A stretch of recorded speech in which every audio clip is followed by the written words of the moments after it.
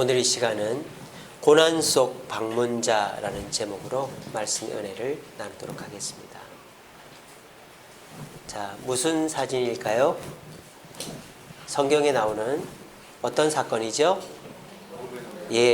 오병이어입니다.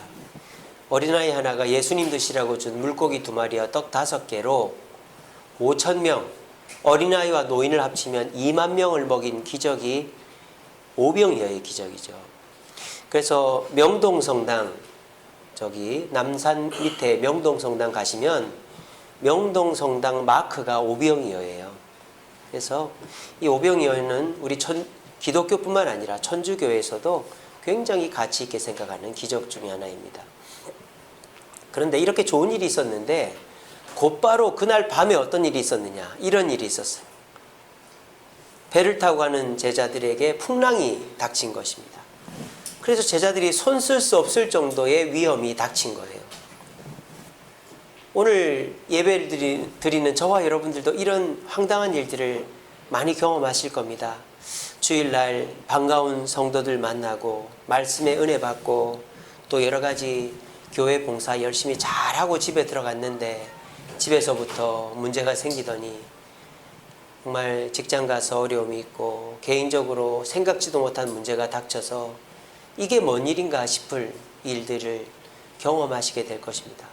그럴 때 우리의 마음 한켠에는 내가 교회를 다니는 의미가 뭐가 있나? 교회 갔다 왔는데 일이 더 잘 되고 좋은 일이 생겨야지 일이 더 안 되고 힘든 일만 생기네, 이런 마음이 들 때 우리는 교회 다니는 것조차 힘겹고 버겁고 의미를 모를 때가 있는 것입니다. 오늘 저는 여러분들의 고난 속에는 여러분들만 있는 것이 아니라 우리 예수님께서 반드시 함께하고 계시다는 것을 오늘 본문 말씀을 통해서 같이 나누고자 합니다. 우리가 오전 말씀 속에서 우리의 삶 속에 있는 문제들에 대한 것을 해결하는 방법을 생각해 보았습니다. 그것은 믿음이 성장해야 된다라고 했죠. 우리가 믿는 그 예수님, 그분은 우리가 믿음 때문에 고민하고 문제 때문에 어려워할 때 도대체 무슨 일을 하고 계실까요? 오늘 본문을 통해 확인하면서 우리 모두가 고난 속에서도 우리와 함께 하시고 우리와 함께 일하시는 예수님을 믿고 그 고난을 잘 이겨낼 수 있는, 평안을 얻을 수 있는 저와 여러분 되기를 간절히 바랍니다. 오늘 본문 속에 제자들이 이렇게 고난을 당하고 계실 때 우리 예수님은 뭐 하고 있다고 했습니까? 그렇죠. 기도하고 계시다라고 되어 있어요. 46절에 보시면 무리를 작별하신 후 기도하러 산으로 가셨다라고 그랬어요. 산으로 피하러 가신 것이 아니고 주무시러 가신 것이 아니고 기도하러 가셨습니다. 근데 무슨 기도를 했는지는 안 나오잖아요. 그런데 예수님이 무슨 기도를 하셨는지 우리가 짐작할 수 있습니다. 48절에 보면 제자들이 힘겹게 노젓는 것을 보시고라고 되어 있죠. 예수님의 눈이 얼마나 좋으시면 산에서 갈릴리 호수에서 노젓는 제자들이 보였을까요? 그걸 보시고 밤 사경쯤 내려가셨다라고 되어 있습니다. 자, 그러면 예수님은 산으로 쉬러 가신 게 아니라 기도하러 가신 것인데 예수님의 그 기도의 내용은 누구를 위한 기도였을까요? 제자들을 위한 기도였다라는 거예요. 제 생각은 이래요. 오병이어의 기적은 제자들에게도 엄청난 자극이 됐을 것입니다. 마치 예수님의 제자가 되면 이 많은 무리의 존경과 또 환호를 함께 받을 수 있을 것 같은 착각을 가질 수도 있었을 거예요. 그래서 우리 예수님이 어떻게 합니까? 황급하게 배를 태워서 먼저 보낸 것이라고 저는 생각을 합니다. 그러니까 이 제자들이 착각을 하는 것이죠. 그렇다, 우리 예수님은 이 유대 땅 왕으로 오셨다. 이 군중들을 봐라. 이들이 예수님을 지금 따르고 있지 않느냐. 우리도 예수님의 권위와 능력을 물려받게 될 것이다 라는 착각에 빠질 수 있는 거예요. 그래서 예수님이 어떻게 하십니까? 황급히 이들을 보낸 겁니다. 그리고 산에서 예수님이 뭘 기도하셨을까? 주여, 하나님께 예수님 기도하는 거죠. 아버지, 제자들이 헛된 욕심, 헛된 야망에 빠지지 않고 바르게 훈련받아 섬기는 자, 희생하는 자, 순교하는 자 되게 해달라고 아마 기도하시지 않았을까, 저는 그런 생각을 합니다. 저와 여러분들도 마찬가지입니다. 우리 주님은 오늘 이 시간 저를 통해 여러분들에게 말씀하십니다. 그래서 그 말씀을 들은 여러분들을 세상으로 보내십니다.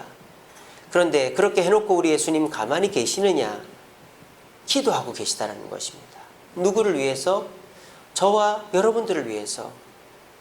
그리고 그 기도의 내용은 우리가 무조건 잘 되기 위한 것이 아니라 바르게 되게 하기 위한 기도다라는 것입니다.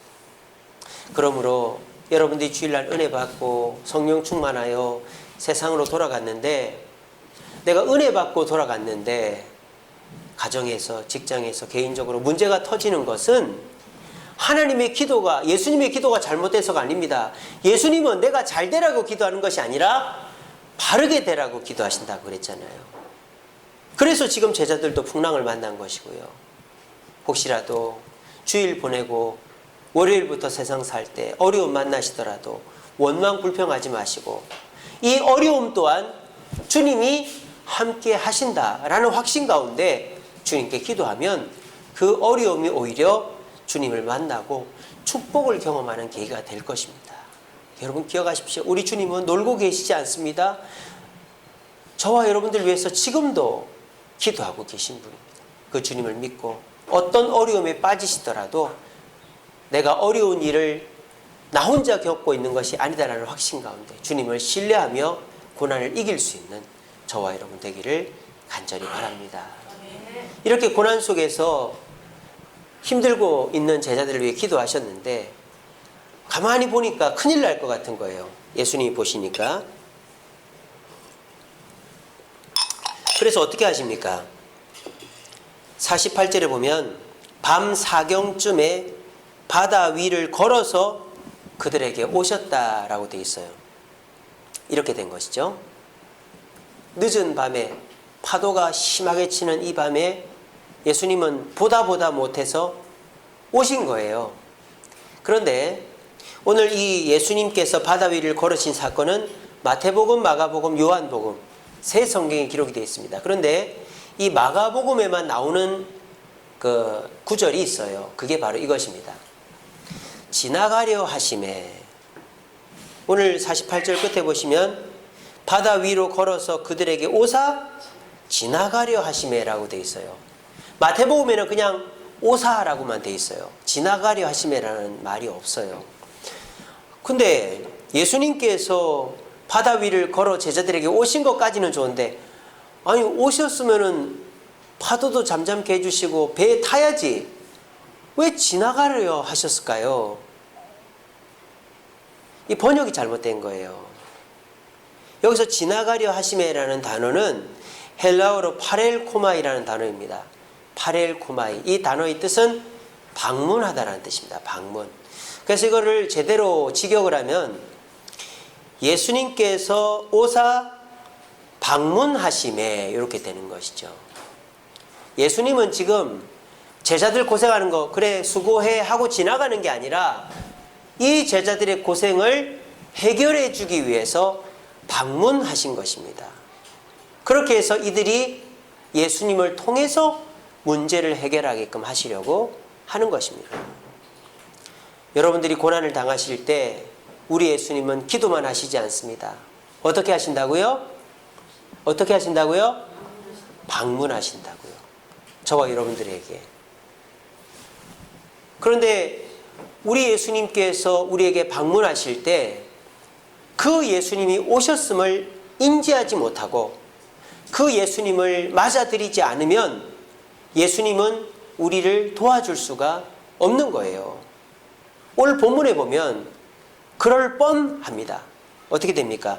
예수님이 무리를 걸어서 방문하시니까 제자들이 어떻게 합니까?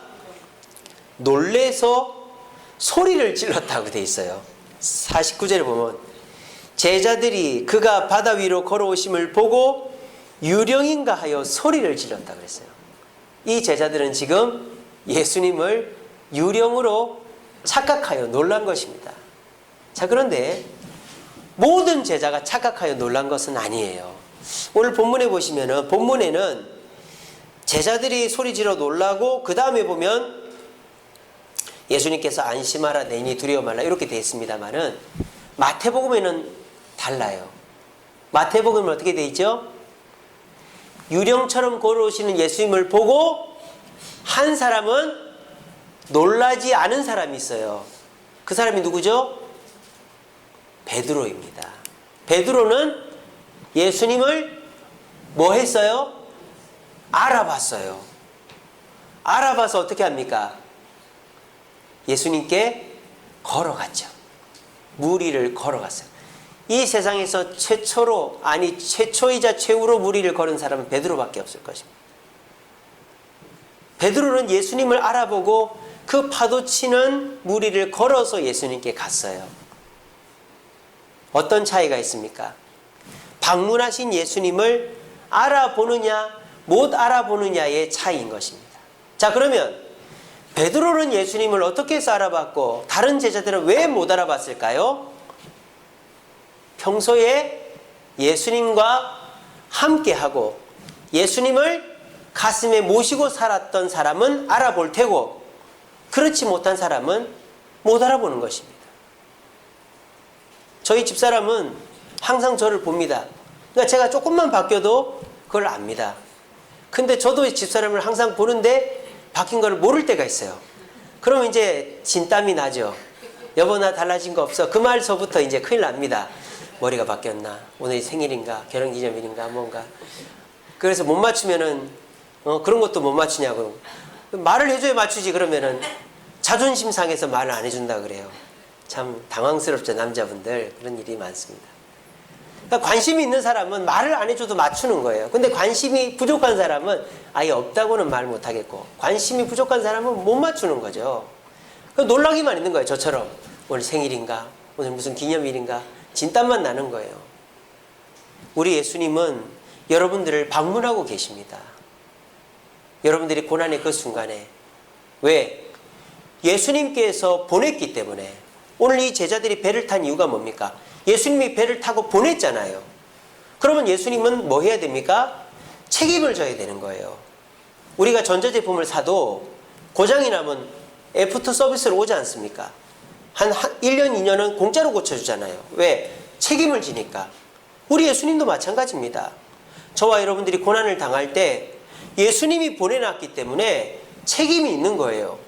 그래서 예수님은 우리를 위해 기도하시다가 정 안 되겠거든 방문을 하시는 거예요. 우리에게 파렐코마이 하시는 거예요. 그때 우리가 그 예수님을 몰라보면 아무 도움이 안 되고 놀라고만 있는 것이죠. 근데 베드로처럼 저와 여러분들이 예수님을 알아보면 어떻게 됩니까? 예수님을 만나고 우리의 문제가 해결되게 되어지는 것입니다. 베드로가 예수님을 알아보게 된 것은 평소에 예수님께 관심이 있고 예수님 곁에 있었기 때문입니다. 제가 오전에도 말씀드렸습니다. 우리가 어떻게 하면 믿음이 성장할 수 있느냐? 평소에 예수님을 먼저 생각하자. 문제가 있을 때 예수님을 먼저 생각하자. 두 번째, 문제가 있을 때 문제보다 예수님을 더 크게 보자. 세 번째, 문제 해결보다 예수님이 주시는 평안에 집중하자. 그러면 우리 믿음이 성장하고 우리의 고난은 평안으로 이길 수 있다라고 말씀드렸습니다. 똑같죠? 우리가 고난을 당할 때 내가 말씀의 은혜 받고 주일 잘 보내고 당하는 고난이니까 이 고난은 내 탓이 아니라 주님 탓이다. 그러므로 주님이 애프터 서비스를 해 주실 것이다. 방문하시고 해결해 주실 것이다. 그럼 우리는 어떻게 하면 됩니까? 주님을 기다리면 되는 것입니다. 주님이 이제나 오시려나 저제나 오시려나 오시면 해결해 주실 텐데 주님 이 문제 은혜 받고 주일 지나고 일어난 문제입니다. 주님 아시지요? 주님 해결해 주세요. 주님을 먼저 생각하고 주님을 크게 보면 저와 여러분들이 일어난 문제는 주님이 친히 방문하시어 해결해 주시는 줄로 믿으시길 바랍니다. 그런데 우리 주님은요 그렇게 해결할 때 어떤 상황까지도 해결해 주신지 아세요? 이런 상황까지도 해결해 주십니다. 보세요. 베드로가 무리를 걷다가 예수님께 시선을 놓치고 막 몰아붙이는 파도와 바람을 보면서 겁을 먹었어요. 그래서 물에 빠져버린 거예요. 그때 우리 예수님 어떻게 합니까? 그 베드로의 손을 잡아서 꺼내주시는 것입니다. 이게 뭡니까? 주님을 찾는 자는 절대 망하지 않는다는 것입니다. 우리 주님이 끝까지 책임지는 겁니다. 지금 이거 베드로 잘못 아닙니까? 베드로가 의심하고 주님과의 시선을 놓쳐버렸기 때문에 물에 빠진 거 아닙니까? 그래도 우리 주님은 달려가서 손을 잡아주시는 거예요. 지금 예수님은 베드로의 무엇을 잡고 있습니까? 팔목을 잡고 있습니다. 우리가 보통 악수할 때 손을 잡으면 한 사람이 나와버리면 손은 나아져 버립니다. 근데 누군가를 건져 올릴 때는 손목을 잡죠. 그럼 상대방이 나도 이 손은 절대 안 놓아지니까 건질 수 있는 것입니다. 우리 주님은 저와 여러분들이 실수하고 부족해도 주님의 방문을 기억하고 주님과 함께 하려고 하면 우리 주님은 끝까지 완벽하게 우리를 책임져 주시는 것입니다. 중요한 건 뭡니까? 주님을 먼저 생각하고 주님을 크게 보고 주님과 함께 있는 것이 중요한 것입니다. 그러면 잠시 잠깐 실수하고 한눈 팔고 잘못하더라도 우리 주님은 절대 우리의 잡은 손을 놓치지 않으시는 것입니다. 우리 주님의 사랑을 이 시간에 여러분들 기억하시길 바랍니다. 우리 주님은 우리를 그냥 고난 속에 내버려 두는 분이 아닙니다. 우리가 그 고난에서 허덕일 때 기도하고 계십니다. 기도하다가 안 되면 방문하십니다. 방문했는데도 안 되면 손을 잡아 꺼내주십니다. 이것이 우리 주님이 우리를 책임지시는 단계인 것이고 끝까지 완벽하게 책임지시는 주님의 모습이신 줄로 믿으시기를 바랍니다. 우리 주님 말씀하십니다. 우리 다 같이 말씀 읽어봅시다. 시작. 오늘 저와 여러분들에게 해주는 말씀입니다. 우리 주님은 우리를 책망하지 않습니다. 왜 의심했느냐? 왜 못 알아봤느냐? 왜 딴 생각하느냐? 그런 말씀하지 않습니다. 주님을 찾고 주님을 알아보는 자에게는 항상 이 말씀하십니다. 안심하라. 내니 두려워 말라. 제가 이번 주에도 어떤 분과 통화를 하면서 그런 대화를 했습니다. 목사님, 교회 다니면 행복하고 편안해야 되는 거 아닌가요? 근데 전 너무 불편해요. 너무 힘들어요. 이 교회 다니는 재미가 어디 있습니까? 그렇게 얘기를 하더라고요. 그래서 제가 그랬습니다. 우리 예수님 우리에게 뭐라고 했는지 아십니까? 진리가 너희를 자유케 하리라고 했습니다. 진리는 곧 예수님입니다. 우리 신앙은, 기독교는 자유케 하는 종교입니다. 우리는 자유하는 자입니다. 근데 불편하고 답답하고 힘들고 어려운 건 무엇 때문인가? 내가 잘못 생각하고 있기 때문이다. 여러분, 우리 주님은요, 무엇을 원할까요? 저와 여러분들이 물론 하나님 앞에 충성하고 봉사하고 최선을 다하는 것도 원하지만 우리 주님이 원하시는 것은 여러분들이 행복하기를 원하십니다. 여러분, 그 생각을 하십시오. 자녀들은요, 어떤 생각을 할까요? 내가 공부를 잘해야 돼. 내가 취직을 해야 돼. 내가 돈을 많이 벌어야 돼. 그래야지 엄마 아빠가 나를 좋아할 거야. 부모 되신 저와 여러분, 그런 생각 합니까? 그런 생각 하시는 분들은 이상한 부모죠. 부모님들은 너 왜 돈 안 벌어오니? 너 왜 취직 못하니? 너 왜 결혼 못하니? 너 왜 그 모양 그 꼴이니? 너 때문에 내가 밖에 나가서 얼굴을 못 들겠어 라고 말하는 분들도 계시겠지만 그런 분들은 거의 없어요. 부모님 노심초사, 아이고 이놈이 왜 이렇게 안 들어오나? 이놈이 또 뭐 어려운 일이 있나? 아이고 이놈이 뭐 또 일이 잘 안 풀리나? 그 걱정하고 있지. 돈 안 벌어온다고 성공 못한다고 야단치고 쯔쯔쯔쯔 하는 게 부모가 아니잖아요. 우리 하나님도 마찬가지예요. 우리 하나님은 여러분들이 행복하기를 바라요. 여러분들이 하나님 앞에 덜 충성하고 여러분들이 하나님 앞에 많이 부족하고 연약하고 죄지어도 우리 하나님은 여러분들 행복하기를 원합니다. 그래서 여러분들이 많이 행복해가지고 내가 주님 앞에 어떻게 하면 주님을 기쁘시게 할까? 이렇게 되기를 원하신다는 거예요. 아시겠죠? 순서가 바뀐 거예요. 내가 주님 앞에 최선을 다해서 행복해지는 게 아니라 예수를 믿는 그 자체 속에서 행복을 누리고 많이 편안해진 상태에서 내가 주님 앞에 기쁨을 드리려면 어떻게 될까? 이렇게 돼야 되는 것이죠. 그런 신앙이 진짜 신앙인 거예요. 근데 오늘날의 교회들마다 너무 강요하는 것이죠. 너무 책망하는 것이죠. 너무 정죄하는 것이죠. 그러니까 신앙생활에 대한 회의를 느끼고 상처를 받고 아픔을 경험하는 것입니다. 처음 온 사람에게, 힘들어하는 사람에게는 위로가 필요합니다. 안심하라. 내니 두려워하지 마라. 우리 주님은 우리들이 행복하기를 원하시지 막 주눅 들어있고 두려워하고 있고 벌벌 떨기를 원하지 않습니다. 여러분, 혹여나 여러분들 실수가 많습니까? 약속을 못 지킵니까? 범죄합니까? 우리 주님은 절대 저와 여러분들 정죄하지 않습니다. 정죄는 주님을 가장한 마귀의 음성입니다. 우리 주님은 항상 이 말씀하십니다. 안심하라. 내니 두려워하지 마라. 내가 너와 함께한다. 내가 너를 지켜보고 기도하고 있다. 안 되면 내가 방문한다. 방문해서 네가 또 빠지면 내가 건져내서라도 너를 보호하니까 안심해라. 두려워하지 마라. 이 말씀이 우리 주님의 음성인 것입니다. 이것을 믿으시고 죄 지을 때, 특별히 여러분들 죄 지을 때 이 말씀을 떠올리세요. 여러분 죄 지을 때 우리 주님은 이 나쁜 놈아 또 그 죄를 또 지었네. 손 들고 서 있어. 5분 동안 서 있어. 이렇게 하는 분이 아니고 안심하라. 내니 두려워하지 마라. 내가 다 용서해 주겠다라고 말씀하시죠. 이럴 때 우리는 주님으로 자유를 누리게 되는 거예요. 행복을 누리게 되는 겁니다. 그러고 나면 벼룩도 낯짝이 있다고, 벼룩이 낯짝이 있어봐야 얼마나 있겠습니까마는 벼룩도 낯짝이 있다고 주님 앞에 고치게 되고 순종하게 되고 변화되게 되는 것입니다. 이것이 신앙생활의 참 변화의 과정인 것이죠.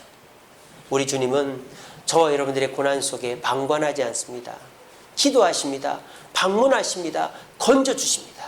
그 주님을 믿고 어려움 있을 때, 죄 지었을 때 우리를 정죄하는 마귀의 음성이 흔들리지 마시고 안심하라. 내니 두려워하지 말라. 이 말씀 앞에 아멘 하심으로 어려움에서도 건진받고 신앙의 참 즐거움을 느끼고 그 가운데서 주님 앞에 내가 할 수 있는 최선의 섬김과 정성을 드릴 수 있는 저와 여러분 되기를 간절히 바랍니다.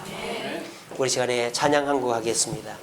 두려워 말라. 내가 너를 구속하였고 너를 지명하여 불렀나니 너는 내 것이라. 내가 불 가운데로 지날 때 너와 함께함이라. 내가 불 가운데로 행할 때 너를 보호하리니. 우리 하나님이 저와 여러분들을 보호하는 이유가 뭘까요? 우리는 하나님의 것이기 때문입니다. 우리 시간에 이 찬양 부르며 주님의 것인 나는 절대 망하지 않는다.